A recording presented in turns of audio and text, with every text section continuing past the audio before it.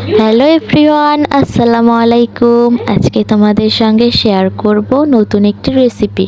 তো প্রথমেই আমি এখানে রুই মাছগুলোকে কেটে ধুয়ে পরিষ্কার করে রেখেছি। তারপরে আমি এখানে পটলগুলোকে ছিলে রেখেছি। আমি পটল দিয়েই আজকে মাছগুলো রান্না করব। তারপর আমি ভালো করে মাছগুলোকে হলুদ দিয়ে মাখিয়ে নিচ্ছি। মাছগুলোকে আমি ভাজবো। তারপরে এই তো কড়াইতে তেল গরম করতে দিয়েছি। তারপর এক পিস করে মাছ দিয়ে দিয়েছি। মাছগুলোকে আমি অনেক ভালো করে ভেজে নেব। তো মাছগুলোকে আমি উল্টে পাল্টে ভেজে নিচ্ছিলাম। বেশি আমি ভাজবো না, বেশি কড়া ভাজবো না, এটা তো রান্না করা হবে মাছটাকে। তারপর আমি ওই কড়াইতে পটল দিয়ে দিব। পটলগুলোকে হলুদ দিয়ে একটু ভালোভাবে ভেজে নেব যাতে পটলের গন্ধটা না থাকে। এই তো দেখতে পাচ্ছ আমার পটল ভাজা প্রায় হয়ে গেছে। তারপর আমি ওই কড়াইতেই আবার পেঁয়াজ কুচি দিয়েছি, তারপরে দিয়েছি তেজপাতা, তারপরে দিয়েছি গোটা জিরা দিলে পরে তরকারির স্মেলটা আরও বেশি ভালো লাগে আমার কাছে।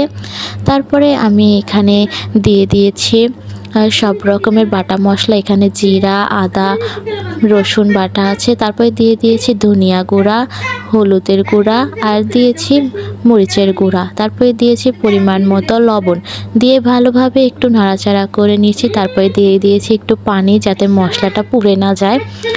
তারপরে আমি মশলাটাকে ভালোভাবে কষিয়ে নেব। মশলা যত কষানো যায় তরকারি ততই ভালো হয়, আমার আম্মু বলে।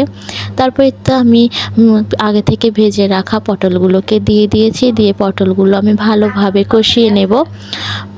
মশলাটা কষানো হয়ে গেলে পটলের সাথে আমি তারপরে দিয়ে দেবো পানি দেওয়ার পরে আমি মাছগুলোকে দিয়ে দিব। এক পিস করে সব মাছগুলোকে আমি সাজিয়ে দিয়েছি। তারপরে মাছগুলো সিদ্ধ হয়ে গেলে আমি তরকারিটা নামিয়ে দিব। দেখতেই পারছো আমার তরকারি বলক উঠে গেছে। অনেকটাই মাছ রান্না আমার প্রায় হয়ে গেছে। এই তো দেখতেই পারছো আমার মাছ রান্না হয়ে গেছে। তো কেমন হয়েছে আমার মাছ রান্নাটা সবাই কিন্তু কমেন্ট করে নিশ্চয়ই জানাবে। তো আমার কাছে তো মাছ রান্নাটা অনেক ভালো লেগেছিল। আমার এবার একটু খেয়ে দেখছিলাম। তো খেতেও কিন্তু পটল দিয়ে ভাতটা মাখানোর পরে মাছটা দিয়ে খেতে কিন্তু আমার অনেক ভালো লেগেছিল, অনেক লোভনীয় হয়েছিল। তো আজকে এই পর্যন্তই। সবাই ভালো থাকবেন। আল্লাহ হাফেজ।